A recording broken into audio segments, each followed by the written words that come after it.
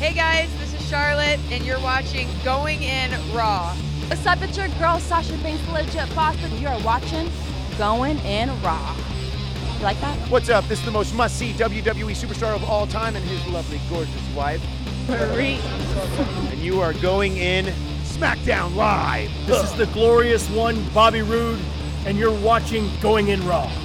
Hey, Brendo, Steve here. And Larson. And welcome back to Going In Raw, the only pro wrestling podcast you need to be listening to right here at youtube.com/Stephen Larson, and available wherever fine podcasts are. Larson, I need to get up and go. Did you do the card thing? Oh, yeah, I just didn't hit record. Oh, no. I'll go do that right now. Okay, why don't you go ahead and do that, and I'll tell the people all about where to find Going In Raw. It's A, right here at youtube.com/Stephen Larson, and B, wherever fine audio podcasts can be found. Check it out. Yeah. Apple iOS podcast app. That means it's the one on your phone in purple. It just says podcast. Yeah. Castbox.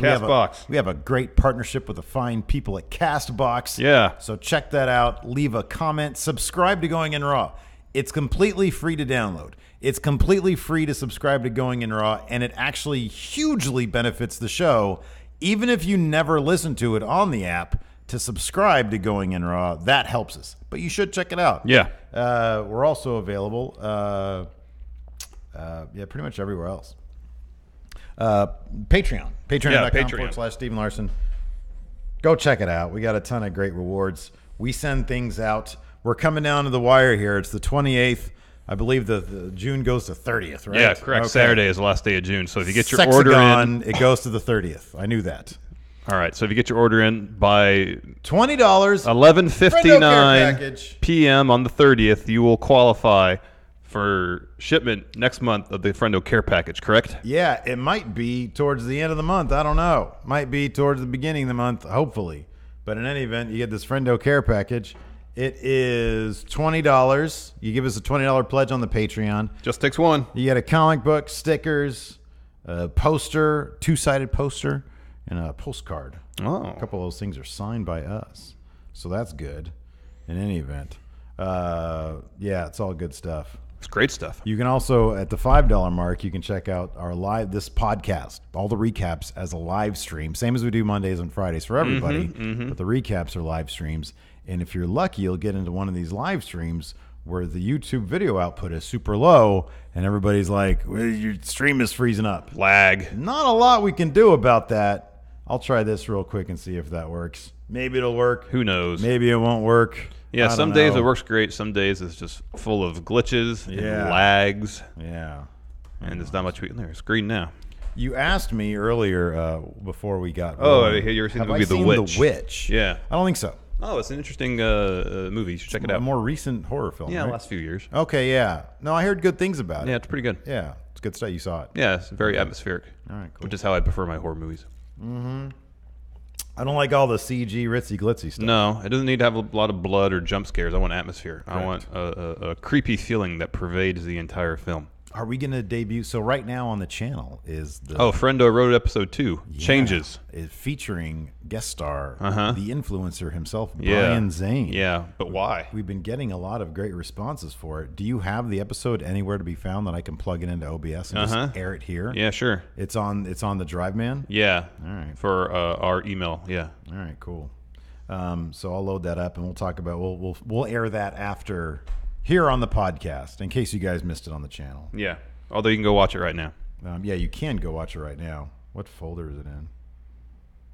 The Going In Raw stuff folder? No, I said our. From our email. Oh, okay. All right, fair enough. I don't know if that's going to mess up thing. Yeah. Send me a share link or something. Okay. Do something so I can grab it. All right. Anyways, we're here to talk about 205 Live and NXT. I think. Oh, yeah. Here you go. I sent it to myself. You're in luck. And I thought they were both. Oh, yeah, just forward that to me.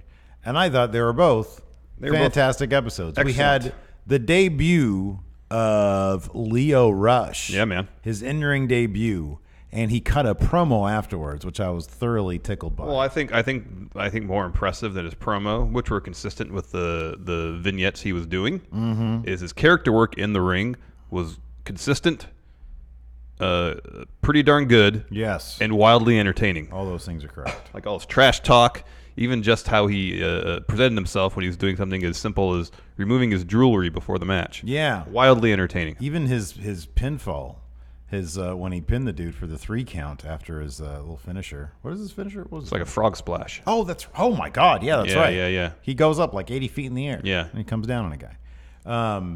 And even during the pinfall. Now, we've heard from like many different places that Lio Rush traditionally in the past has had a bit of like a backstage attitude problem. Yeah, there's been some attitude issues, yeah. So like he's maybe the one guy where if that is actually a thing, I don't care. Because if like what we see out there is him, like not even dialed up, I'm sure it is. Mm-hmm. I don't care. I could watch this dude in the ring all day long. I really can. But just how, I mean, I can't, like he was facing, what was the guy named? Dewey James he was facing? Is that his name? Great name. It is a great name. So he gets in the ring and he has a watch, a bracelet on. Leo does, yeah. Yeah, Leo does. So he gets in the ring, he takes his watch off, he's all taking it off. He's having a little trouble with his bracelet, but still he's not like struggling with it. He makes it, he's like, yeah, it's fine. Yeah. Crowd starts booing him. Yeah, it takes him all day long. It takes him so long. But he's like he's like brushing off the ref. Yeah. Who's telling him to hurry it up. I didn't know but if that doing was... it almost like the most charming way possible, it felt like. I know. Because he wasn't being rude. He was like, all right, I know it's taking a while, but, it is what it is. I got to take my jewelry off. Yeah. This bracelet's got to, I can't wrestle with it. Uh-huh. So, it was pretty funny. He's so good, man. And then my only qualms, and we can just talk about this now real quick. We'll maybe talk about his match a bit more in depth. My only qualms with him is that, like, he's the kind of guy who, if you simply have what they call in the business, the hard cam, the A cam, one camera trained on the ring, it kind of actually magnifies what he does. Yeah, I know you said that they did a lot of cutting for the match. Maybe because I was prepared for it, it didn't bother me. That could, yeah, I'm sure it's because I mentioned it. But I just feel like with him, the fewer cuts, the better. Because if you cut, and it also could have been a matter of the camera angle when you have the camera down here, as opposed to sort of, because I'm thinking about his NXT matches where they sort of focus on the hard cam. They rely on the A cam a lot more. Because this one went, like when he first did the change of directions, it was like the corner cam almost from the ground. Yeah. And then he did the first, hairpin turn, and then it went, to a different camera, and then, but it wasn't like it was cutting on the motion. No, it wasn't. It was every 90 degrees it would cut. But when you see it, when you see that, when it's just shown for you, when it's just laid out for you, it's more impressive to watch than when the camera's down here and you're at an angle. Yeah. So it's the TV production thing that I think, and you're right, it wasn't obnoxious at all, but I think it's sort of you don't get the full effect. Oh yeah. Although people still got the effect. Yeah. He's fantastic. I think when people are in the crowd are going, ooh, that does a lot. Yeah, absolutely. So anyways, but we'll get to what happened in the beginning of the episode. Oh, the beginning of the episode was Akira Tozawa versus Tony Nese. Tony Nese was accompanied to the ring by Buddy Murphy, but he didn't stick around for very long. This was a really fun match. Hard hitting. Yeah, no, this was a lot of fun. Some decent reversals involved as well. Tony Nese is a deceptively fun wrestler. Yeah, he is. Because they focus so much on him being a body guy. But I said this from the beginning. I feel like we're only seeing about 20% of what he can actually do. I get the same feeling. I know. I know. Because he busts out really tricky stuff. And when he's in there with someone who moves fast, he can keep up with them. And I think you finally get a full understanding of what he can do. When he's not maybe forced based on his character to work a more deliberate style. Like 2 days after I said Ember Moon and Akira Tozawa have the best suicide dive, he goes and just sort of makes it just him. Because that suicide dive that I did this week great. Was like 70 miles an hour. It was so fast. Yeah. Oh, it's brutal. Anyways, Tozawa got the win with the top rope senton. I'm kind of bummed out. Well, he tried to get that senton like 3 times or something like that. Yeah. And I don't know where Buddy Murphy went. He walked down the ring with Nese, right? I don't think he walked down the ring. Because I thought they introduced him with Company of the Ring by Buddy Murphy. I honestly didn't even see Buddy Murphy. I didn't notice him either. Yeah. But I thought the announcer said it. No, that's why I wrote it down. Even at the top of the ramp, I didn't notice him. I didn't either, but the announcer said Buddy Murphy. Are you sure it wasn't the commentator saying? Because the commentator said he's been working out with Buddy Murphy. I mean, they mentioned Buddy Murphy. No, I knew that. The commentary mentioned it a couple times. But I thought they said a Company of the Ring by maybe Buddy he Murphy. was supposed to be. Maybe. Or maybe he was, and neither of us saw it. Could be. Maybe it was this thing like in the video game where they kind of lurk on the corner of the ramp. Mm-hmm. Kind of felt like this could have been, if they're going to get into a thing with Akira Tozawa. Well, no, next week they're doing next week. They made it seem like next week's would be Cedric and Itami. I think they're going to go that. I thought, aren't they going to do a Buddy Murphy, Mustafa Ali? No. Oh DQ? yeah, no DQ match. That's gonna be fantastic.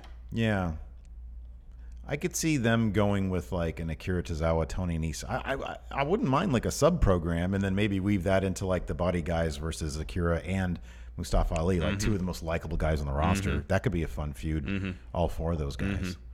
But I kind of wanted Tony Nese to win this one. Yeah, I was kind of surprised when Tozawa picked up the win. Yeah, me too.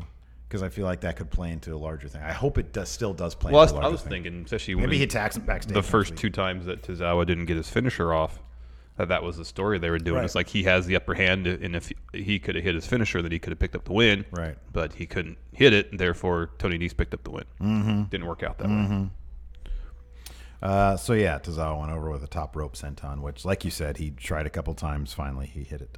After that, we had Drake Maverick backstage. Cedric Alexander came out, actually made a really good point.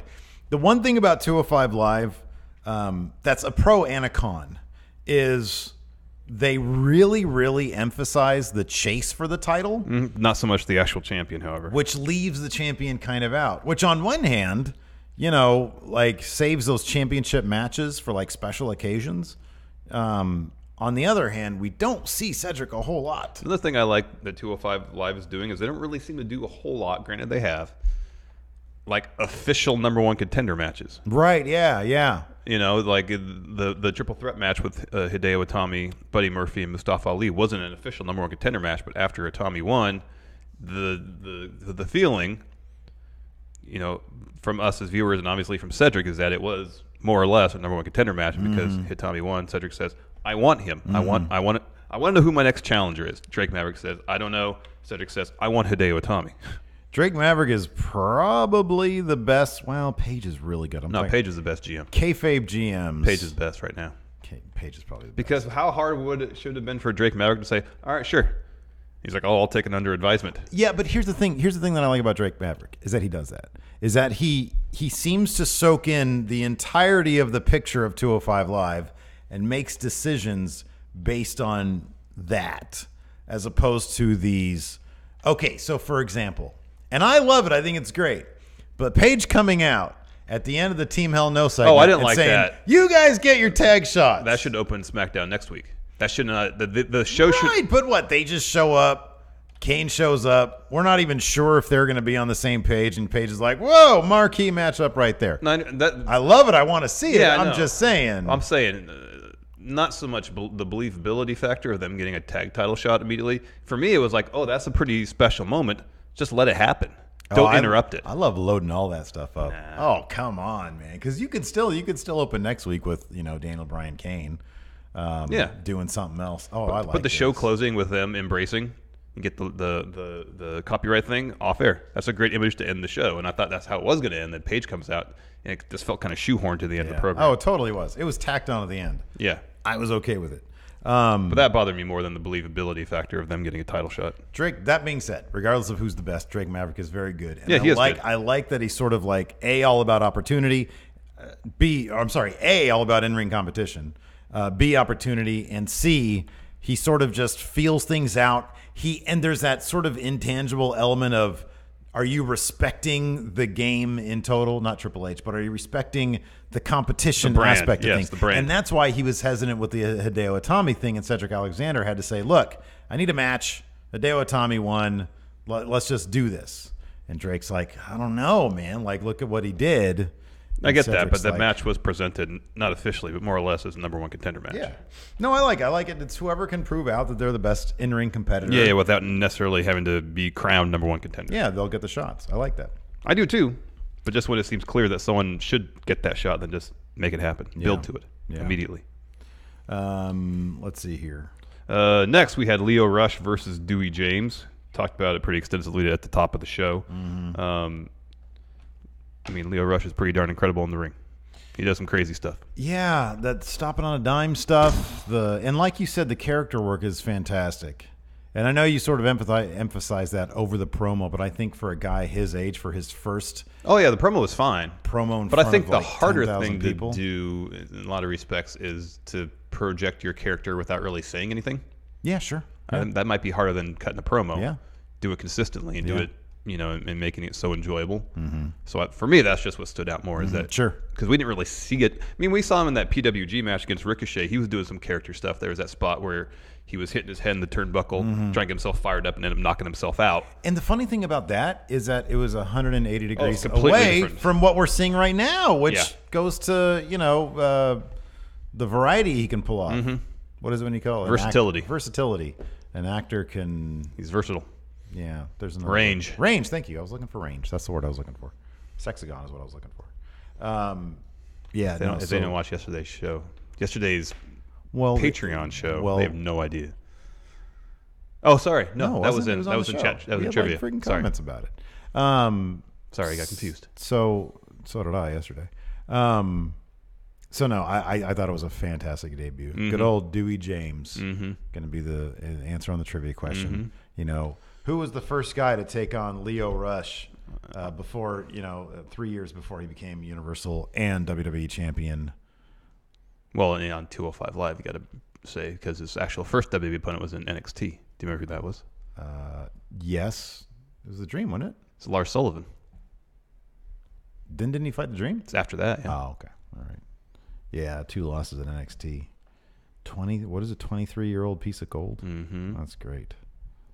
They're gonna feel the rush. Oh, and then one of the friendos. Yeah. Was Was I wearing, didn't. Did you notice it during SmackDown? No. Neither did I. But yeah, he was right there, front and center. Not center, but front. Yeah. Wearing a going in rush shirt. One time the SmackDown was shooting in LA, and we didn't see Sandra in the crowd, but then for 205 Live we did. So I think if people leave for 205 Live, they let people come down and fill up the ringside area. In any event, thanks for sporting the going Yes, in Raw absolutely. Thank you merchandise, very man. much. I think that's great. Next, we had the Cedric Alexander interview backstage with Renee Young, I believe. And he once again emphasized that he wants competition. He wants Hideo Itami. Hideo Itami comes in. For whatever reason, they didn't mic him when he first entered the scene. So I didn't hear a lot of what he said. And I was watching with headphones in, so it wasn't an issue of me having the TV up. Yeah. I didn't notice it either. That's funny. But anyways, they push a little bit. And already getting a little chippy, which is good. That's what I want. Competition. Who's the best? You're right. I do now. I'm remembering it now. They didn't have him mic'd. That's right. Because he comes in the frame and he's talking. I'm like, it was literally like he was doing. Yeah.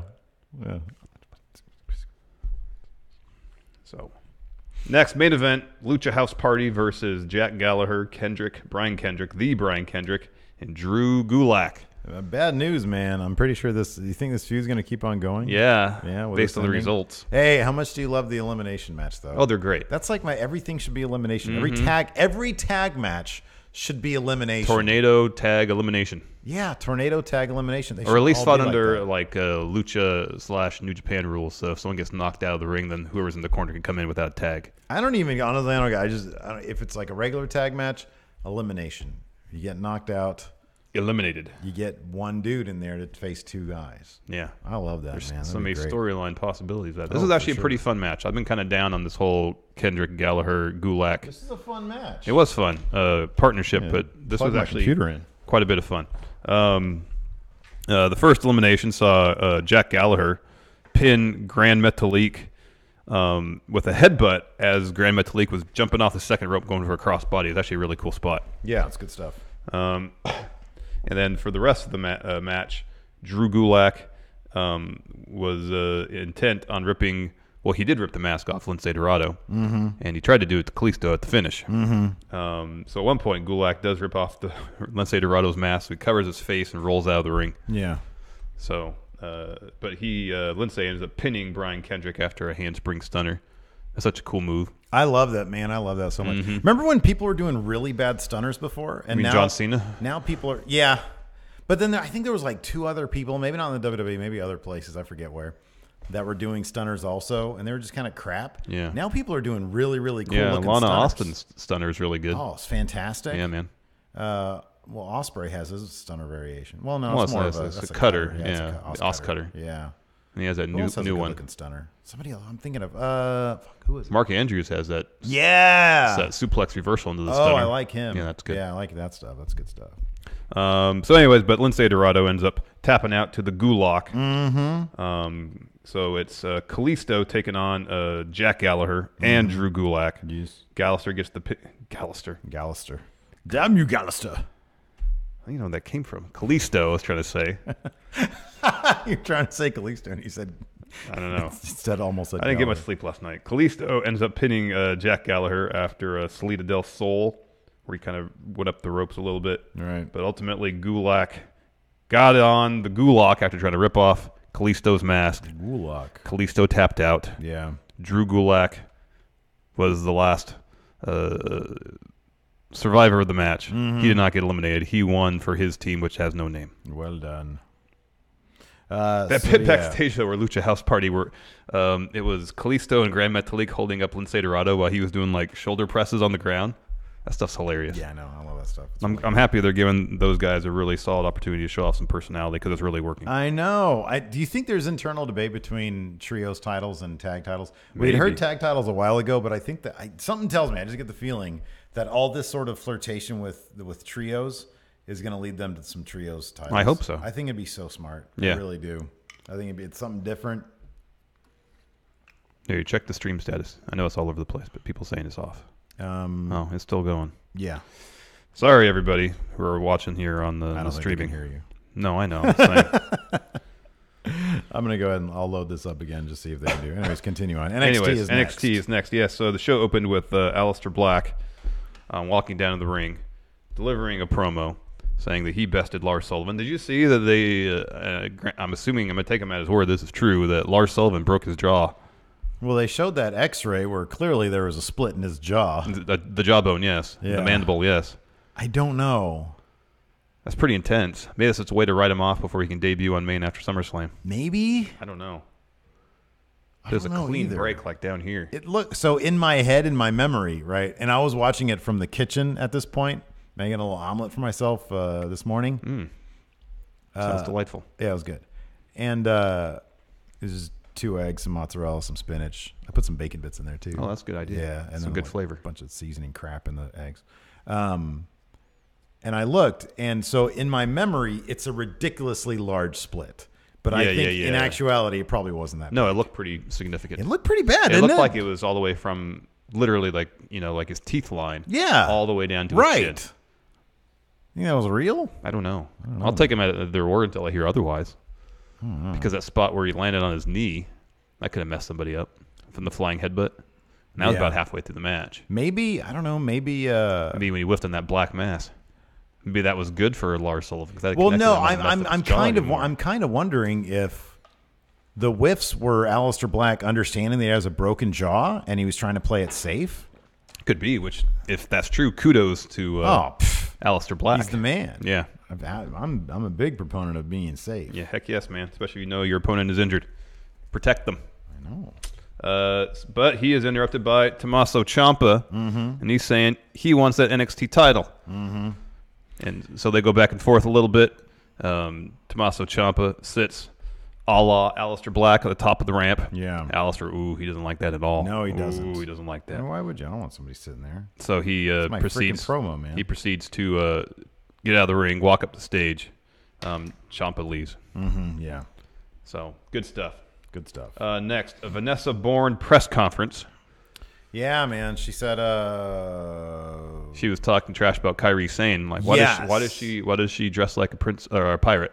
Yeah, she they said, were like, tell us why you think. She said, no, don't. I'm not going to answer any questions. I'm going to ask you a question. Why is she dressed like pirate? And then somebody had to explain. Well, this is professional wrestling where everybody has a gimmick. And then Vanessa Bourne said, what is gimmick? And they said, well, sometimes it could be a vocation. Sometimes it could just be an attitude, a theme. Sometimes it can be something a little more, supernatural, imaginative. Yeah, yeah. I mean, it's really your only limits are your imagination. Exactly. Yeah. but she wasn't having any of it. No, she said no good. So we're going to get a program between her, or at least a match between her and Kairi Sane. Good, strong feud for Kairi Sane to go over until she wins that title. Yeah. I just want to see Kairi Sane versus Candice LeRae over the title. That's what I want to see. Man. Let's move Shayna on to main roster. Have her do something Ronda Rousey. And Candice LeRae showing, we'll talk about this later, both in the ring and on the mic. Great. Dude, come on. Look, I get... And I like her answer to the question. We'll talk about it. Yeah, we'll talk about it later. Next, Kona Reeves. Oh, man. I can't, dude. This guy's like the freaking Adam Mayhem of NXT. He really is. I can't stand him. Yeah. And I know that's supposed to be my thing. No, I feel like it's kind of like X-Pac heat at this point. Even in an ironic way, I can't stand him. You know what I mean? I It's know. not like, oh, this guy is so bad he's good.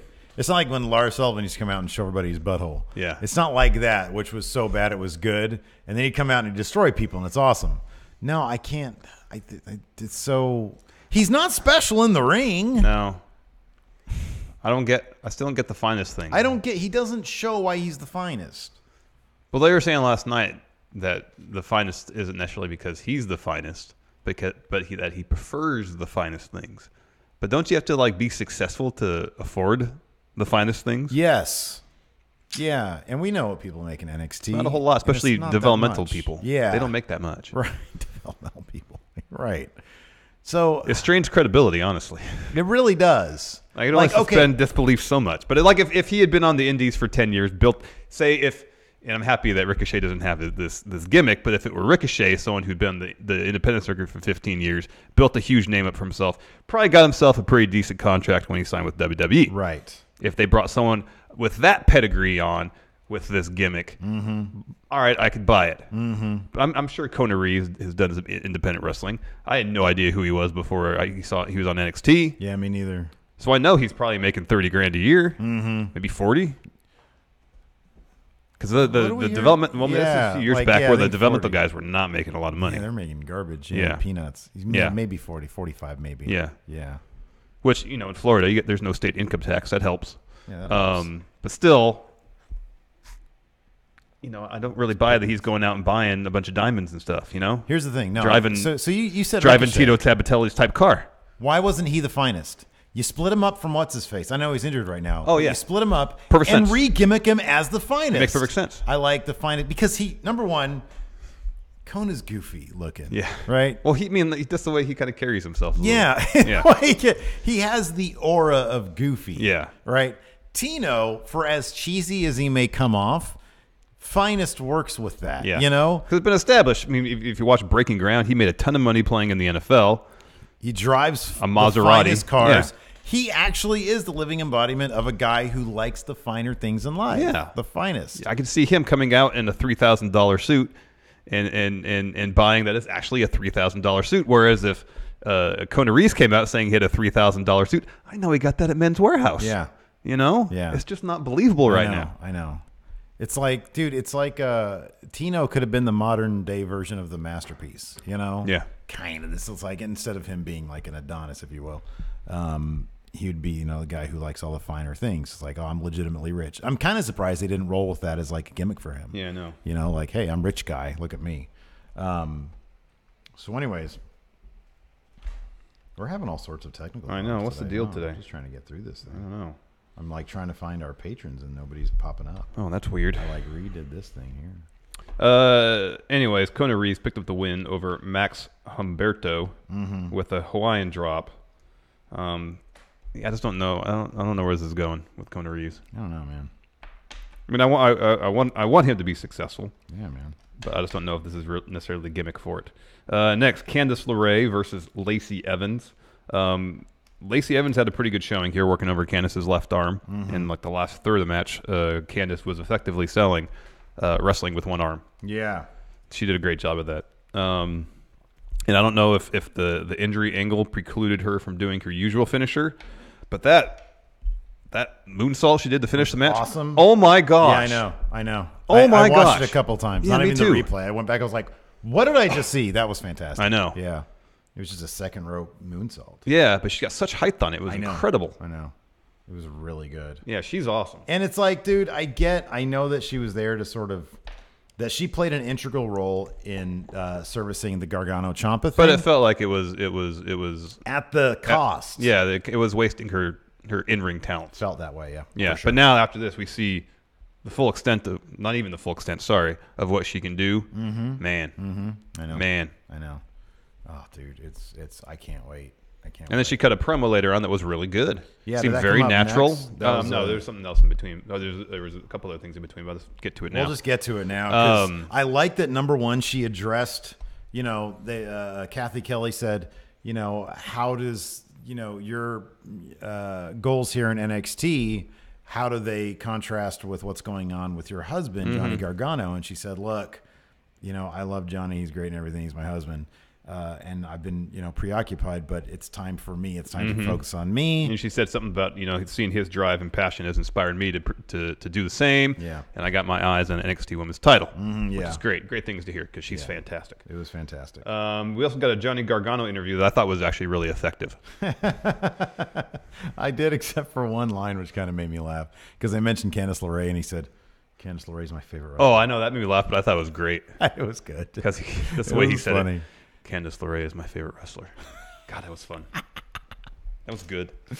That was really good. You're right. It was good. It was good. And so basically he said, he's not done with Ciampa yet.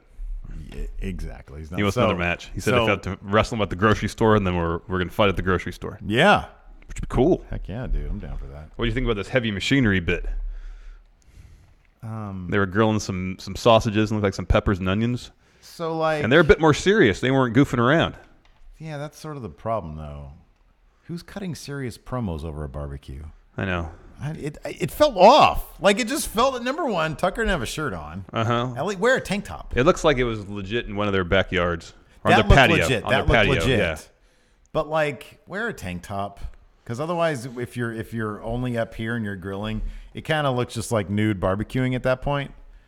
I'm sure. I mean, he had pants on. I think they went down and you can see he had pants on. Oh, okay. But I mean, look, if that's their gimmick, that's fine. If they're at home and they're not causing a disturbance. Well, sure, but I don't really want to see that. No, I don't either. They're not really good looking dudes. They're down there in the 3. Oh, and a lot of people in the comments. Finn Balor, he's up there. Finn Balor, what is he? He's real. He's a real 9, man. It was just look. I don't mean to crap all over. I really don't. I really don't mean to crap all over heavy machinery. Yeah. I do not, and so I'm going to shut up about it. But they can't seem to do anything right by me. So they can't. Let me ask this because I was kind of confused by this. They're obviously in some sort of outdoor type area. Yeah, backyard. But the thing is, it looked like they were almost like in a not quite a sunroom because it looked like there was netting or something up. Like it was a covered patio. But not just covered, but it had some sort of netting or something over the awning of the patio. Oh, yeah. Flipping mosquitoes, man. I understand that. I mean, yeah, Florida? it's humid. I understand that. Oh, boy. But still, that's do you want to be barbecuing in that much of an enclosed space? That was my thing. I don't know. More than anything, I didn't even notice that Tucker wasn't wearing a shirt, really. Yeah. It was that. It was like, should you really be cooking in that much of an enclosed space? Oh, wow. That was a charcoal grill. That's a lot of methane that's coming off there. Yeah, but the mesh is... To an extent. Not as breathable as full open air. Yeah, man, but I don't know. Maybe they don't want to risk getting... I don't know. What do they bring? West Nile? Yeah. Dengue's in Singapore, I think, or Paraguay. Wherever my dad got it from. I think it was the same. They had huge signs in Singapore that looked graphic design wise were amazing. They're red or yellow, had a giant evil looking mosquito. Oh, wow. But a really cool design one. Yeah, yeah. And it's dengue and then whatever language it is. Mm-hmm. Malay maybe, I don't know. Malaysian. I don't know. Anyways. Interesting. Anyways, that's someone here in chat brought that up about them cooking indoors. Anyways, they want the Mighty. They want a match against the Mighty because the Mighty cheat now. Yeah. We got a bit of business to take care of before we move on to the rest of the show, Steve. The Mighty cheat now. They do. They do. They got the pants and they cheat. They got their pants, they got their long coats, and they cheat. And Shane Thorne is immaculate. Oh, where's he? 9.5. He's a handsome man. Nick Miller, sub Steven Larson. Well, that's not saying much. He kind of is, man. not a handsome guy. No, but And he has to stand next to like one of the most handsome guys in Shane the WWE Thorne is a every really day. handsome guy. He's a really handsome dude, man. Anyways, like you said, before we move on, today's episode of Going In Raw is sponsored by forhims.com. Hey, Steve. What? I don't know if you've noticed, but this hair up here is getting a little thin. I have noticed. But we're not alone, Larson. 66% of men start losing their hair by the age of 35. And the problem is, once you notice hair loss, guess what? But thankfully there is too late. But there is a solution, Steve. Forhims.com. They've got everything men need for hair loss, skincare, and sexual wellness. Hey-oh! Thanks to science, baldness can be optional. Hims connects you with the real doctors and medical-grade solutions to deal with your hair loss. Forhims.com offers well-known generic equivalents of brand-name prescriptions that will help you and us keep your hair. Just answer a few questions and the doctor will review your order and ship products directly to your door. And right now, while supplies last, listeners of Going In Raw can get a 1-month trial of Hims for just $5. Check out the website for complete details. This would cost you hundreds of dollars if you went to the doctor or pharmacy. Go to forhims.com/GIR. That's forhims.com/GIR. Forhims.com/GIR. Thank you. Thank you. Next up, we had Mustache Mountain. Making their first appearance since winning the NXT tag titles. They had a killer match versus Dave Dixon and No, they never Carl started. The only thing that Axelrod. was killer was Roderick Strong's knee that took out both of them. Dude, that dude, he got like a running start. It was like Ospreay on the ramp. Yeah. He got a running start and flew with that knee. And like you mentioned this off camera because I missed it the first time when it happened. I was on, you blink for a second, you miss it. He said, I think he was supposed to hit the one guy, but he hit both of them. Yeah. Because he tagged one and he kept on going and tagged the other. Yeah. And then the Undisputed Era just destroyed. Yeah, they beat the heck out of him. Dave Dixon and Carl Axelrod. But Dave Dixon and Carl Axelrod had music and a Titantron package and everything. They're ready to go, man. I feel like it's a Dan Mathis situation. Like they put a bunch of production into a couple of guys thinking they're going to get it, that us as fans were going to get a real match. Just to have something like this happen. Yeah, they should have built them up for a couple weeks first. I know. That'd have been good. Is Mustache Mountain... Okay, so... Dan Mathis is like the best swerve in NXT in a long time. Oh, it really was. Gosh, that was genius. The creativity there. Gosh, that was genius. Man. And we haven't seen him since. I know. I mean, we both know he's been on the house show circuit, the Florida Loop. But gosh darn, that was brilliant. That was so good. It was like weeks of build. Uh-huh. And Samoa Joe came out making his and debut murdered and him. Samoa Joe destroyed him. That was like 2 years ago, too. I know. That was a long time ago. That was my favorite phase of that program is when Joe dropped the belt and just started going out and annihilating everybody. And then he drives by and says, "Get better security, Rigo." Oh, that was so good. Oh. That was really good. Anyways, the Undisputed Era. They drop a promo saying, this is our era and this is undisputed. They go down the ring, about to attack Mustache Mountain. Cue Ricochet's music. He runs down, makes the save. Cut to commercial, come back. General Manager William Regal's made this a 6-man tag match. Why wasn't this Pete Dunne? I mean, is it just so we could get Ricochet into it? Probably. Maybe because we might be getting Ricochet Adam Cole. Yeah, that's what I was thinking too. Yeah. Because they're going at it pretty hard. Or maybe just Pete Dunne has something else to do. This was an intensely fun match. A heck of that It whole was bit so with fun. Tyler Bate doing his punches to people. Man, it's this one and that one. That was great. Gosh, the creativity with which NXT books their wrestling matches, utilizing moves and stuff that we're all very familiar with in creative ways, continues to amaze me. And that's what I think really separates them from the main rosters. We don't get that. We get that sometimes on main, but not to the same degree we do in not NXT. Even close. You know, not even close. They make the most of what they have, and man, if you just like, because I was just watching this and I stop and I see, dude, Mustache Mountain and Ricochet are in the ring against Adam Cole, Kyle O'Reilly, and Roderick. Like, this is amazing. The level of talent on NXT is absolutely absurd. Oh, it's so absurd. Anyways, Ricochet eventually hit his 630 on Adam Cole. O'Reilly broke up the pin and was like holding on to Adam Cole's leg to hold himself up because he was so out of it because he had been doled a bunch of punishment by Ricochet. And I think he was the one to eat the I don't know if it was a 7-star lariat, but it was the clothesline from Trent Seven. Yeah. And they got this great close-up on Kyle O'Reilly's face, Yeah. which I used for the thumbnail for this episode. And then Ricochet proceeds to hit him with a suicide dive. Yeah, that's right. And then Roderick Strong picks up Ricochet and gives him essentially an end to heartache on the ring apron. On the ring apron, man. rolls him in. Adam Cole gets the Great. pin. 1, 2, 3. Fantastic match. Tons of fun. Yeah. If you have not watched it, definitely worth the watch. Is Mustache Mountain actually going to have any matches in NXT beyond their last one? I don't know. They could just be just to help give a kick in the pants to the United Kingdom division. Yeah, it could be. Which is a good idea. Yeah, no, totally. So anyways. Stuff. Do you want to roll that? Yeah, man, I'm going to roll it. Just give me a second here. All right, we got to download. We'll have Friendo Road episode 2 for you all in a minute. Yeah. I can start answering some questions in the meantime. Sounds good. Yeah. I mean, it's a podcast. We can kind of do what we want. Yeah, this is like our loosest podcast we do. Yeah, I love the NXT episodes. Oh, okay. Alex Foster, since TM61 was a faction in Australia, what 3 wrestlers from any brand would you add to the team? So you have Shane Thorne, you have Nick Miller. Who else do you add? What are there, Australians? Or just anybody? It could be anybody. To the mighty. Could be anybody. Can you bring Hideo Itami back to NXT? He'd be a good fit for those guys. That's a good one. Cool. Yeah. Now that they're mean, Shane Thorne and Nick Miller. They're mean. Neville. Oh, he's the meanest. Yeah. But again, you'd have to bring him back to NXT. Yeah. He might be happier in NXT than he was on main because at least he'd be able to do Dan something. Matha. How about this? Top-notch super best Chris Dijak. Oh, that's good. I was going to say Kona Reeves. Yeah, I had thought about that, but he's so goofy. Well, I mean, everybody else is so mean. You need some levity. No, man. They need to be vicious. They need to be like... You can be vicious, but then every once in a while, just a little bit of comic relief. All right. Here we go. Is it ready? I think it's ready. Yeah? I don't know if it's going to work or not. All right. We'll find out here. This whole thing has been... Why not? Who quite an cares? experience. Right. Who cares? We're going to try to roll this thing.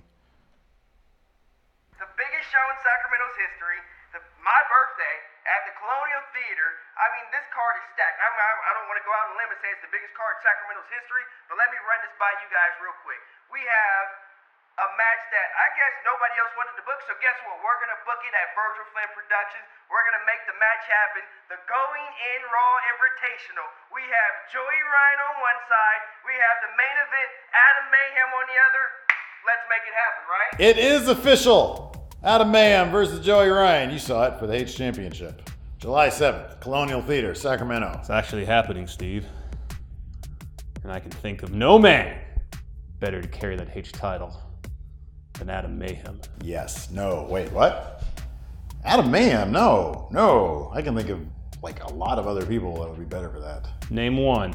Pretty much the entire wrestling industry. Literally anybody in the wrestling industry.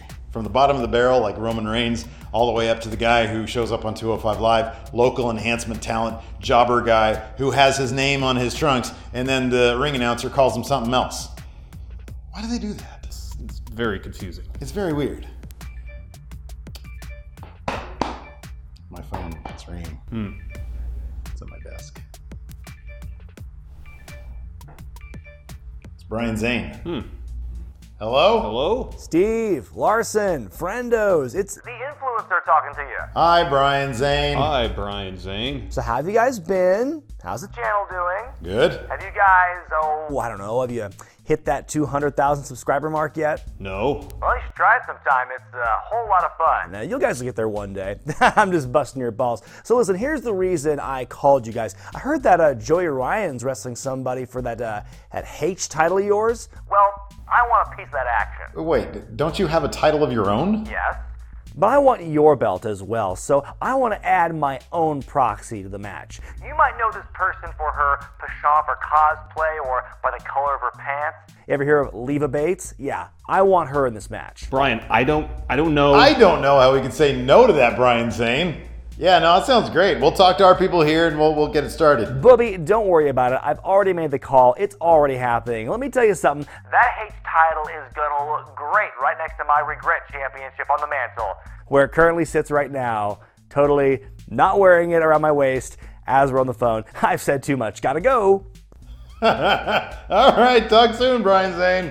Bye. What the hell was that? That was me stacking the odds against Adam Mayhem. There is no way, and I mean no way, he's leaving the Colonial Theater with this H Championship July 7th. In your words, not gonna happen. Well, you know what is gonna happen? I'm gonna call Adam Mayhem. He's gonna come over here, and you're gonna break the news to him. You act like I'm worried about disappointing Adam Mayhem. No, I would actually take glee in it. I would love to see the pain in his eyes when that little head of his starts figuring out that mathematically his odds just dropped from 50% to less than 50%. 33%. And the new odds say that either Joey Ryan or Leva Bates are going to walk out of the Colonial Theater as new H champion. See? The day that Adam Mayhem doesn't get to put his hands on this is going to be the greatest day of my entire life. And I've had a baby, and that was pretty great. And I've been married, and that's pretty great. However, telling him in person means that he would have to come to this office. And as you can see from this sign right here, Adam Mayhem is not allowed to come into this office. Didn't I throw that away? Yeah, I found it in the dumpster outside. I thought somebody just made a new one and threw it away because they hate Adam Mayhem so much, just like me. What were you doing in the dumpster? Anyways. It's for lunch today. Why is it always food with you?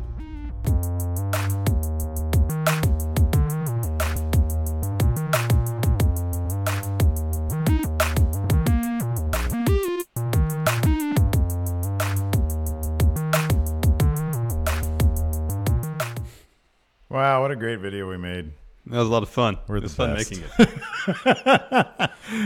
So yeah, July 7th, the Colonial Theater here in Sacramento. I will be there. You will be there. Yeah. Adam Mayhem will be there. Yeah. And Joey Ryan. And now Leva Bates will be there. I'll be there. All fighting for the prestigious H Championship. And if you approach me and say, Steve, and give me a too sweet, and then say, Steve, I'd like some popcorn, or Steve, wouldn't popcorn be great? I'll make sure you get popcorn, and it's on me, because I think popcorn's only like $2 here. Yeah. There's one caveat here. I should mention this. If the popcorn, if they jack the price up on popcorn to like $5, no, the deal's off. $2 or nothing? $2 or nothing. All right. Yeah. All right, let's I'll get back. Sorry. New terms. Anyways. Back to questions. Dylan the Villain Scribner.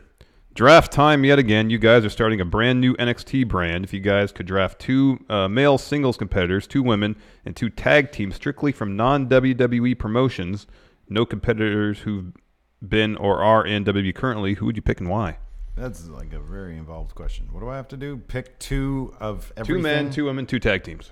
From non-WWE? Yeah. Let's start with men. Okay, so with me, I'm gonna go Punishment Martinez. Interesting. And Silas Young. I'll go Jay Lethal. Oh, good. And Matt Riddle. Wow. Yeah, look at good that. Answers. Didn't even go with Adam Mayhem. Wow, I guess it shows where your loyalties actually lay. 2 women. Yeah. I'm gonna go with Leva Bates, and I'll go with Rachel Ellering. You didn't say Joey Ryan either, so don't give me any crap. I just want to Leva Bates. Yeah, That's my pick to win the H champion. No, Oh. wait. Yeah. Well, she's like my second pick. Either way, as long as it's not Adam Mayhem. Leva Bates and Rachel Ellering. Tessa Blanchard. Oh, wow, good. She's an Impact though. Well, it doesn't matter. Oh, that wasn't a caveat. Who's your second woman?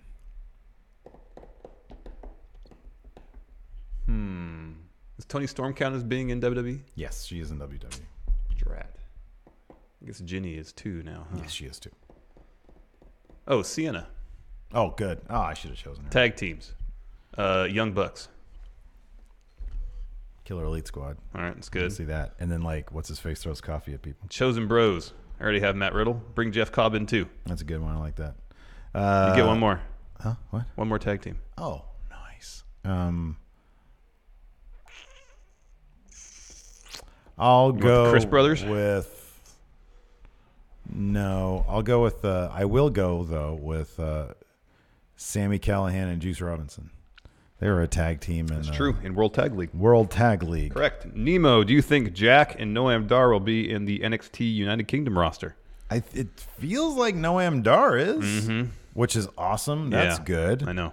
Maybe he'll actually get to show off what he can really do, because in the Cruiserweight Classic, he was doing stuff that he never got a chance to do on 205 Live. I think Jack Gallagher is going to stick around 205 Seems like Live. it. AO Worm, would you love to see Leo Rush team back up with Velveteen Dream? It'd be interesting at some point if that happened. I think down the line, once people get to know them a lot more and people get interested in their history and they know their history, then yes, I think that could be a lot of fun. But I'm not really I've never seen any of their tag matches together. Yeah, I know. I don't know how long they were a tag team together or how sort of prolific they were. JTR, with the announcement of NXT UK, do you think it'll be better served being like 205 Live where superstars will just be in that roster, or like NXT where there's the possibility of moving to Maine? Well, Triple H, when he did that presentation about global localization, made it seem like there was a pipeline. You start in the regional NXT promotions, you move up to NXT, you move to the main roster. That's the understanding I got. And if they're smart about it, they'll incorporate 205 Live into that pipeline as well. Yeah. Is that going to continue to be? Somebody else has a question here that, basically says 205 Live has a 205 Live ceiling, and that's a shame. I mean, you and I both said it's been imposed on them by WWE. It seems like, yeah, because I think Mustafa Ali could go far on the main roster. You and I both think him, Cedric Alexander, Buddy Murphy at this point, yeah, absolutely, yeah. I mean, what's it going to take for that ceiling to be gone? I don't know. Me neither. I don't know. That's sort of the problem. I know. That's a problem. I know. I mean, the 205 Live should be part of the process of making it to the main. It shouldn't be the destination unto itself. I agree totally. I don't know. I mean, I guess it's going to take somebody transcending that brand to get so popular that they can't resist it. Yeah, I know. And that'll happen eventually. Oh, at some point, yeah. But man, it just feels like. I wonder if they had given Mustafa Ali the win at WrestleMania over Cedric, if that process could have started. He's got everything. I mean, Cedric does too, but they haven't really given him much to work with. Whereas Mustafa Ali, partially based on the opportunity they've given him and the opportunities he's created for himself. Let me ask something. What? If Lio Rush becomes champion and becomes the face of that brand, and this is a wild if. Because I don't think 205 Live can get number one in the ratings every single week over NXT. I'm not sure what the difference in rating and the numbers are at this point. Access to that. But if Lio Rush, and let's say they bring in two other guys, and I don't know who they'd be out on the indie circuit, like Sammy Guevara or something like that. Yeah, like a Sammy Guevara. Yeah, that's a good one. Who continually put on oh my god matches every single week, and somehow get 205 Live up, so that people see it as not just must see network TV. But also in the arenas, they're blown up for it, right? Yeah. Somehow they do that just through the sheer.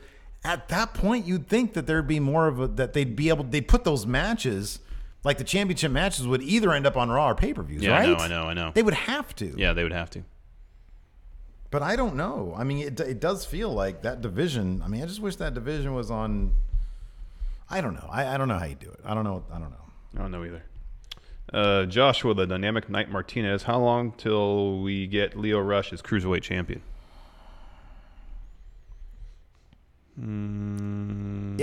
I'll put it this way.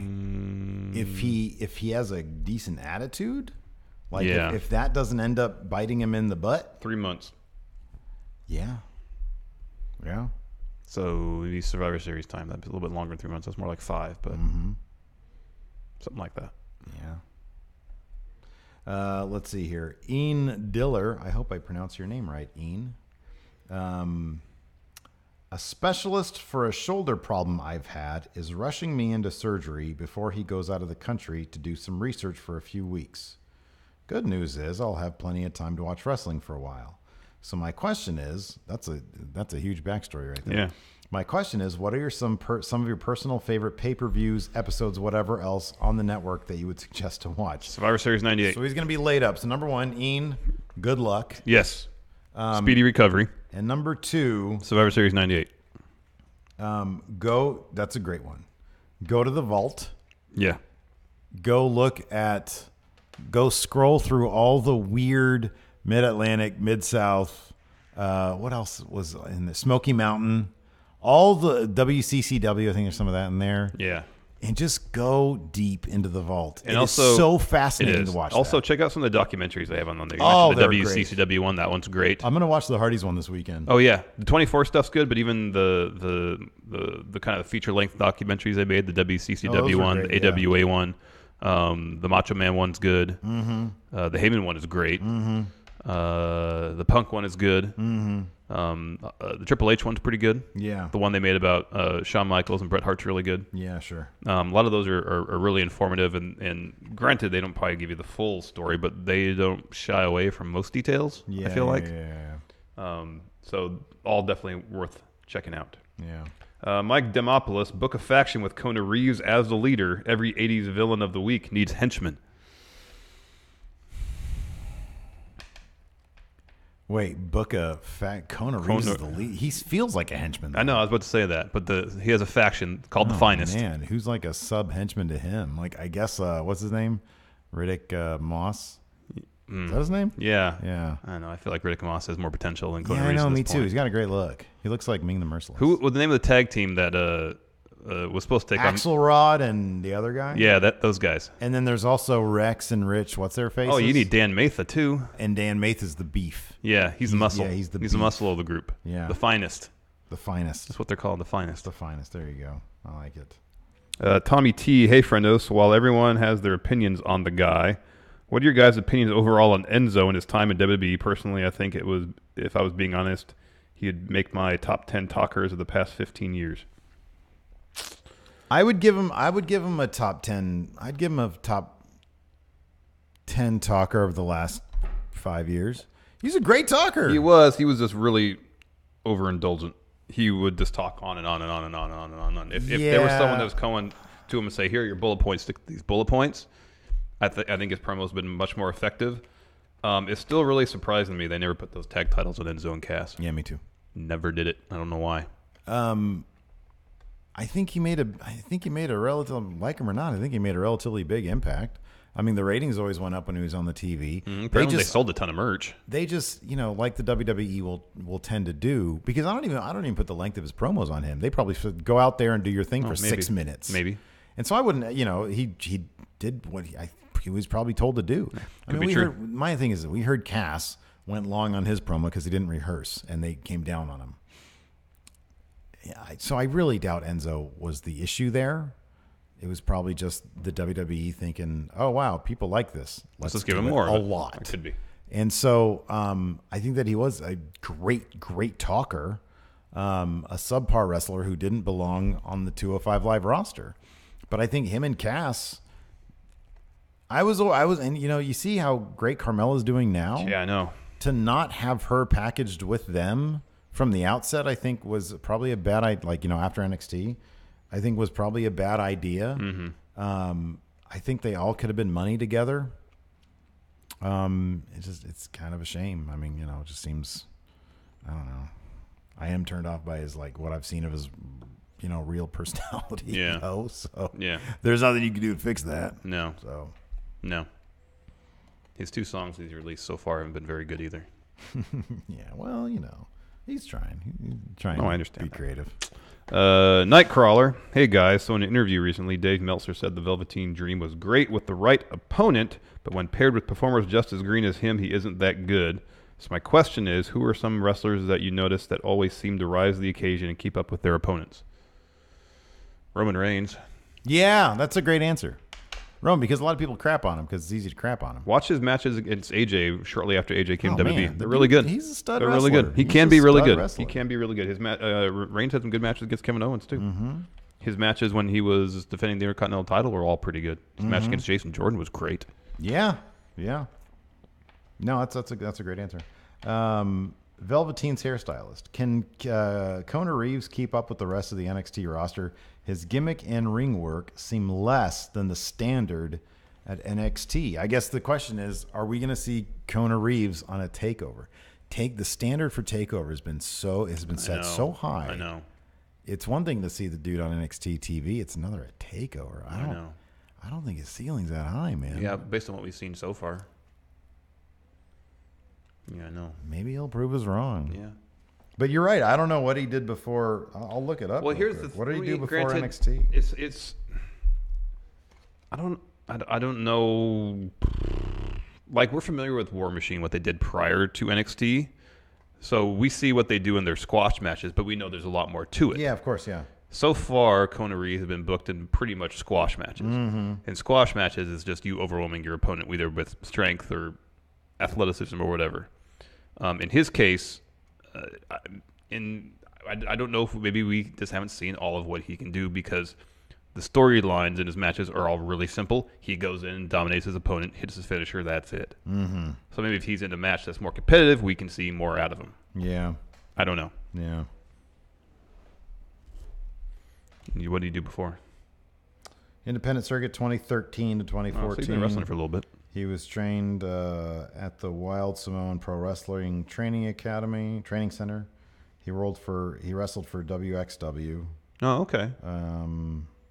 He held their heavyweight championship there. I mean, that's the place where that's where Walter is. Germany, right? Yeah, that's where Walter is one of the instructors now. Yeah.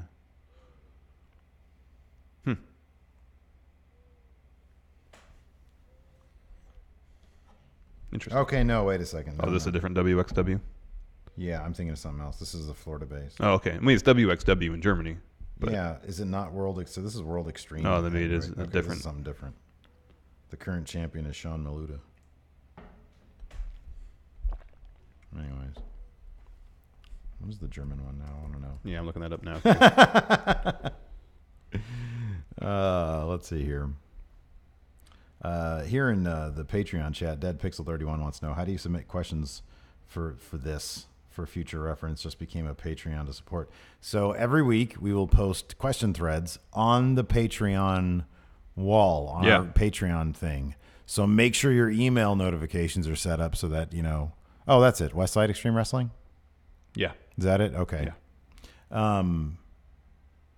So make sure those notifications set up. So you can ask your question, and then we say hashtag first in your question, so that you make sure that we're actually getting everybody's question if you've never had one answered. Correct. So yeah. Anyways, you gonna let the show peter out? Are we gonna just peter out? We're gonna do one more great question. One more great question. Let's I close my question threads. My apologies. Oh, I have it here. That's funny. Mike Big Dog Demopoulos. Either you guys are working us and are in fact the low-level writers where you guys need to be. Heavy machinery in cookout mode almost made me spit out my drink. My question is, Raw was strong. SmackDown was fun. NXT is always good. Is WWE hitting their stride? I'm going to say yes, because I love the positivity there. Yes. Positivity. You're going back to the Goat Devil thing? Yeah. I got kind of something corroborating my answer. We'll talk about that in the post show. That's for the post show. We talk about why the Goat Satan thing is a thing. Yeah. That's what we're going to talk about there. And you introduced me to a new brand of shoe today that I'm very excited about. I might have to buy those from you. They won't fit you. Oh, you didn't get 10.5s? No, they didn't have 10.5. I didn't get 10. Drag. Are they supposed to be super comfortable? Oh, I have some because they're Air Max 1s and my Air Max Zeros have the same sole. Oh. It's just a different upper, and they're comfy. Super comfy. Yeah, they're pretty comfy. How are your shoes? Are they comfy? Yeah. Yeah. Who are you? Anyways, that's it for the show. Hilton, can you do us a big favor? You've been a mess today with the live stream, Hilton. No excuses. You're supposed to be playing like a champ, dude. Disappointment today, Hilton. Super disappointing. Get that guy out of here, man. All right, good job. Thanks for watching, everybody. Thanks till next time. Talk to you guys later. Bye.